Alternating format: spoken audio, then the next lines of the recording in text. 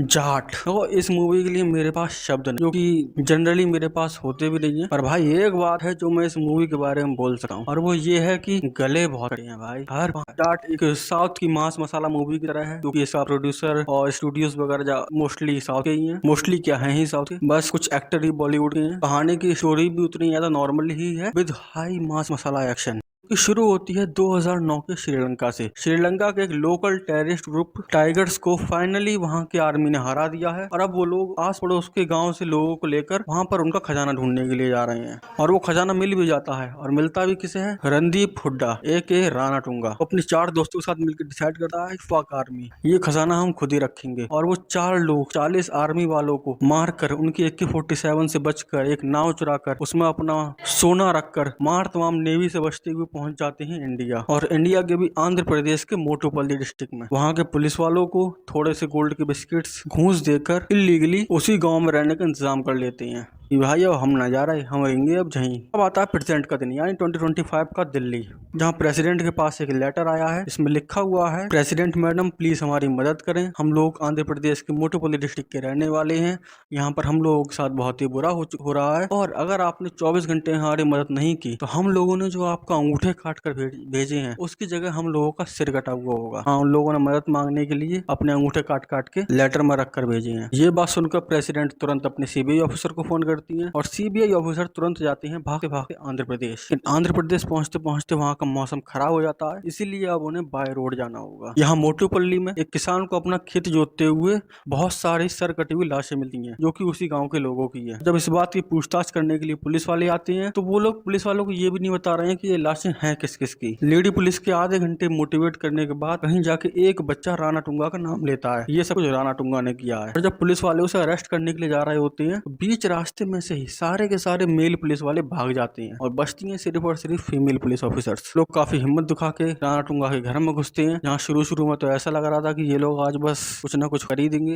लेकिन फिर राणा टूंगा की वाइफ उन लोगों को बुलाकर अपने घर में ले जाती है कि अरे अरे बाहर लड़े झड़ने से क्या होगा, आओ बैठ के बात करते हैं, चाय शाय पीते हैं। और घर में अंदर पहुंचने के बाद गेट को अंदर से कुंडी लगा के अपने आदमियों से कह के उनकी वर्दी उतरवा के उन्हें कमरे में बंद कर देती है, और उन सबसे कहती है कि ये मेरी लंका है और मेरा पति यहाँ का रावण, और तुम लोगों को बचाने के लिए कोई राम नहीं आएगा। तभी हमारी पूरे आधे घंटे बाद एंट्री होती है सनी देओल की, हमारे जाट की, जो कि अयोध्या से ट्रेन में चढ़ के ट्रैकिंग के लिए कहीं तो जा रहा है, पता नहीं कहाँ जा रहा है, लेकिन कहीं तो जा रहा है। और रास्ते में उसकी ट्रेन खराब हो जाती है, ठीक मोटुपल्ली पर ही, यानी मोटुपल्ली स्टेशन नहीं है, जहाँ ट्रेन खराब हुई है वहां से ट्रेन की पटरी होती हो जाती है मोटुपल्ली से। और ट्रेन के TT से पूछने में पता चलता है कि ट्रेन को ठीक होने में कम से कम 2 से 3 घंटे लगेंगे। और सनी पाजी को लगी है जोर की भूख, और वो अपनी भूख मिटाने के लिए पास ही के बने एक रेस्टोरेंट में, ढाबा बोल सकते हो, ढाबे में जाते हैं। वहां जाते हैं, उन्होंने इडली ऑर्डर करी, शांति से बैठ के अपनी इडली खा रहे होते हैं। इतनी देर में चूतिया आता है, उनकी इडली गिरा देता है, और this is where it all begins. क्योंकि अपना जाट भाई उससे बोलता है कि सॉरी बोल, और वो कहता है मैं क्यों बोलूं। अपने सनी पाजी उसे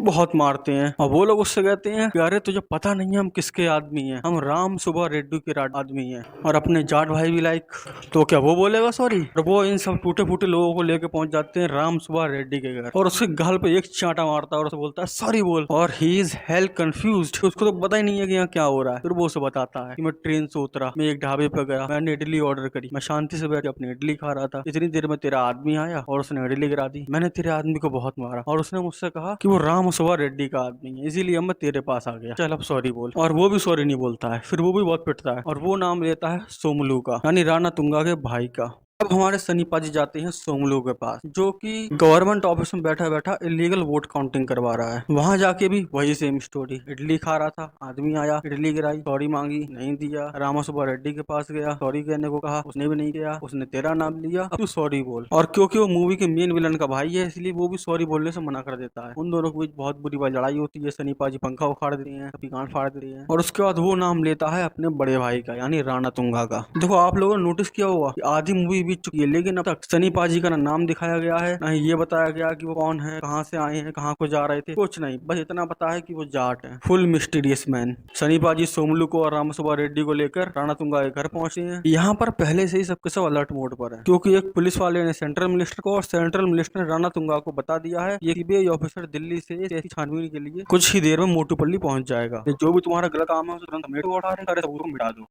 हाँ, पुलिस कमिश्नर CBI ऑफिसर को बताता है आज से 16 साल पहले राणा तुंगा और उसके आदमी इलीगली उस मोटूपल्ली के निवासी बन गए। कुछ ही दिनों में उन लोगों ने वहां के डॉन को भी मार डाला और उसके बाद उस पुलिस वाले का भी सर काट दिया जिन लोगों ने उन्हें वहां एंट्री दी थी। देखते ही देखते उन लोगों ने पूरे के पूरे 40 गांवों पर कब्जा कर लिया और अब वहां पर सिर्फ और सिर्फ राणा तुंगा का राज चलता है। यहाँ सनी पाजी राणा तुंगा के पास पहुंचते हैं, उसे अपनी स्टोरी सुनाते हैं। मैंने इडली खाई, आदमी आया, मेरी इडली गिराई, मैंने सॉरी मांगी, नहीं दी, और वही सब ब्ला ब्ला करते करते वो लोग सोमरू तक पहुंचते हैं। और राणा तुंगा उसे सॉरी बोल भी देता है क्योंकि अभी सेंट्रल मिनिस्टर आने वाला है और उसे कोई सेंट्रल मिनिस्टर की सीबीआई ऑफिसर आने वाला है और उसे कोई भी पंगा नहीं चाहिए। लेकिन वहां से जाते वक्त हमारे सनी पाजी को कुछ पुलिस वालों की फटी हुई वर्दी दिखती है। उठा के देखने पर उन्हें पता चलता है कि ये फीमेल ऑफिसर्स की वर्दी है और उन्हें यह भी ध्यान आता है कि उन लोगों ने एक पुलिस जीप को बाहर तिरपाल से ढक कर रख रखा है। वो उसकी पूछताछ करते हैं और उन्हें पता पड़ता है कि यहाँ पर कुछ फीमेल ऑफिसर्स को जबरदस्ती कपड़े उतार के बंदी बना कर रख रखा है। फिर क्या, फाइट शुरू और सनी पाजी सबको पीट के वहां से उन फीमेल ऑफिसर्स को लेकर चले जाती हैं और राणा तुंगा भी उन्हें कुछ नहीं कहता है क्योंकि सीबीआई ऑफिसर आने वाला है। लेकिन जब सनी पाजी उन फीमेल ऑफिसर्स को लेकर गांव वापस लौट रहे होते हैं तभी राणा तुंगा के आदमी रास्ते में उन पर हमला कर देते हैं और इसी भगदड़ में एक गोली एक ऑफिसर को लग जाती है। जब वो मदद मांगने के लिए पास के किसी गांव में जाती हैं तो उन्हें पता पड़ता है कि इस गांव में तो कोई रहता ही नहीं है, यहाँ तक कि पीने के लिए पानी तक नहीं है। केवल एक बूढ़ी औरत और उसकी पोती रहती है और उस फीमेल ऑफिसर्स की वहीं पर डेथ हो जाती है। उन्हीं में से एक ऑफिसर सनी पाजी को बताती है कि ये सब कुछ आज से कई साल पहले शुरू हुआ था, जब एक बिजनेसमैन ने सेंट्रल मिनिस्टर को बताया था ये जो 40 गांव हैं इनकी ज़मीन के नीचे थोरियम है। थोरियम एक बहुत ही रेडियो एक्टिव तत्व होता है जिसे न्यूक्लियर वेपन बनाने में यूज़ किया जाता है और जिसकी कीमत भी बहुत ज़्यादा होती है। सेंट्रल मिनिस्टर ने ये बात राणा तुंगा को बताई और उससे कहा कि वो इन 40 गांवों को खाली करा दे और इसके बदले में उसे 25,000 करोड़ मिलेंगे। और राणा तुंगा मान गया और वहीं से शुरू हुआ राणा तुंगा का असली आतंक। उसने ज़बरदस्ती सबसे अपनी अपनी ज़मीनों पर साइन करवाए, जिन्होंने साइन किया वो ठीक और जिन्होंने नहीं किया उन लोगों की गर्दन काट के अंगूठा काट के ज़बरदस्ती अंगूठा लगवा लिया। देखते ही देखते उसने पूरे के पूरे 39 गाँवों के खाली करवा लिए। तो बचा सिर्फ और सिर्फ एक गांव, वो था मोटूपल्ली। मोटूपल्ली के लोगों ने हार नहीं मानी और उसके खिलाफ लड़ते रहे। लेकिन उन लोगों को भी कलेक्टर ऑफिस जाने पर कलेक्टर ने भी मना कर दिया, पुलिस स्टेशन जाने पर पुलिस वालों ने बहुत बुरी तरह पीटा और इन सबसे तंग आकर उन लोगों ने प्रेसिडेंट को लेटर लिखा। हाँ, वही लेटर जो मूवी के शुरू में प्रेसिडेंट को मिला था।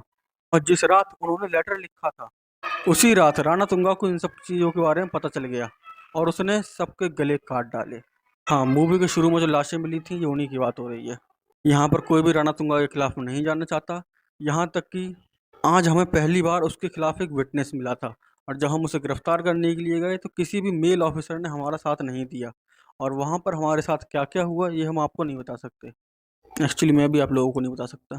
सनी पाजी का ये सब कुछ सुनकर खून खौल जाता है और वो जाते हैं सीधे पुलिस स्टेशन और वहाँ पर जाकर रिपोर्ट लिखवाते हैं कि मैं एक ढाबे में बैठकर इडली खा रहा था, एक आदमी ने मुझे धक्का मारा, मैंने उससे सॉरी बोलने के लिए कहा और उसने नहीं बोला। उसने रामा सुब्बा रेड्डी का नाम लिया, मैं उसके पास गया, उसने भी सॉरी नहीं बोला और मैंने उसे ही बहुत मारा। उसके बाद उसने सोमलू का नाम लिया, मैं सोमलू के पास गया, मैंने सोमलू को भी बहुत मारा, लेकिन उसने भी सॉरी नहीं बोला। उसने राणा तुंगा का नाम लिया, मैं राणा तुंगा के पास गया, उसने सॉरी तो बोला लेकिन मुझे सेटिस्फेक्शन नहीं हुआ, इसलिए मैंने उसके सारे आदमियों को बहुत मारा। और मैं यहाँ रिपोर्ट लिखवाने आया हूँ तुम लोगों के खिलाफ कि तुम लोग फीमेल ऑफिसर्स को वहीं पर बीच रास्ते में छोड़कर भागे आए।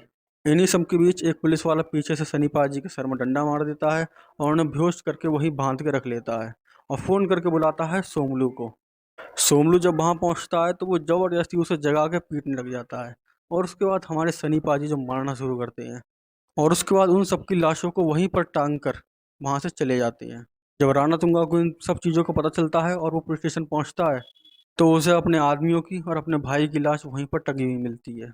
यहाँ हमारे सीबीआई ऑफिसर को फाइनली पता चलता है कि राणा तुंगा कोई मामूली क्रिमिनल नहीं है, बल्कि एक हाई क्लास टेररिस्ट है जो कि श्रीलंका में टाइगर गैंग चलाता था। हाँ, वही टाइगर गैंग जिसका सोना खोदने के लिए शुरू शुरू में गया था, ये उसी गैंग का एक सोल्जर हुआ करता था। भैंचो, इतना खतरनाक टेररिस्ट तुम्हारे देश में 16 सालों से रह रहा है और तुम लोगों को पता ही नहीं है, और ऊपर से क्राइम भी कर रहा है रेगुलरली वो भी। उसके बाद सीबीआई ऑफिसर सीधे फ़ोन करता है मिलिट्री को।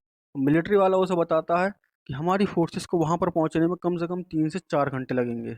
लेकिन सीबीआई ऑफिसर के पास इतना टाइम नहीं है। इस पर मिलिट्री वालों से बताता है कि हमारा एक आदमी वहाँ पर पहले से ही मौजूद है।